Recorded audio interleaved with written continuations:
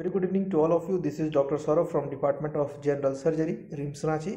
ठंड बहुत ज़्यादा है इसलिए कैप वगैरह लगा करके ये वीडियो शूट कर रहा हूँ और ये वीडियो बहुत इम्पॉर्टेंट है जो भी डायलिसिस टेक्नीशियन है उनके लिए।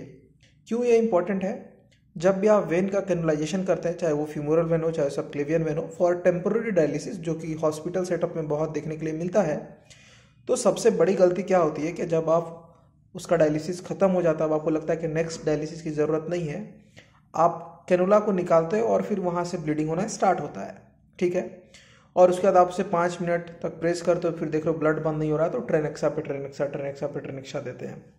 तो जो पेशेंट सीकेडी में है या जो पेशेंट एकेआई में, वहाँ पे दिक्कत क्या हो सकती है? जब आप ट्रेनेक्सा देते हैं ना, तो आपको क्या पता है कि ट्रेनेक्सा क्या करता है? क्लॉट बनाता है ना।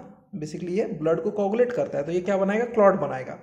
और ये क्लॉट क्या करेगा? जो कॉर्टिकल्स में नेफ्रॉन्स होते हैं उनको जाकर के ब्लॉक करेगा और पेशेंट का जो किडनी का फंक्शन है वो और ज़्यादा डिटेरियोरेट कर सकता है ना। उसका फंक्शन जो और ज़्यादा उसमें वर्सनिंग हो सकती है। तो ये एक मेरा सलाह रहेगा कि ट्रेनेक्सा पे ट्रेनेक्सा देना बंद करें अनटिल एंड अनलेस आपको लग रहा है कि जो ब्लीडिंग हो रहा है वो बहुत ज़्यादा सीवियर है और आधा घंटा आपने जो कैनुलेशन साइट है उसको प्रेस करके रखा, अच्छा खासा प्रेशर लगाया, उसके बाद भी ब्लड बंद नहीं हो रहा है, तभी आप ट्रेनेक्सा का इस्तेमाल करें। मैं पिछले 1 महीने में 4 से 5 कॉल मेडिसिन आईसीयू से अटेंड किया, जिसमें मैं गया और वहाँ पे मेरे जाने से पहले 2 से 3 बार ट्रेनेक्सा पड़ चुका था। मैंने कुछ नहीं किया, सिर्फ और सिर्फ एक जेंटल प्रेशर वहाँ पे लगा के, वहाँ जो रेसिडेंट था उनको बोला कि आप इस पर जेंटल प्रेशर लगा के रखो for more than 20 to 30 minutes, अपने आप ब्लीडिंग जो है वो रुक जाएगा, है ना। तो आगे से अगर कभी आप किसी का डायलिसिस करते हैं और ब्लड नहीं रुकता है ना, आपको सिर्फ और सिर्फ प्रेशर लगा के रखना है हाफ एन आवर। उसके बाद भी आपको लग रहा है कि नहीं थोड़ा बहुत ब्लीडिंग हो रहा है, तो आप थोड़ा देर और उसका टाइमिंग बढ़ाएं अनटिल एंड अनलेस उसको कोई कोगुलेशन डिसऑर्डर हो, है ना।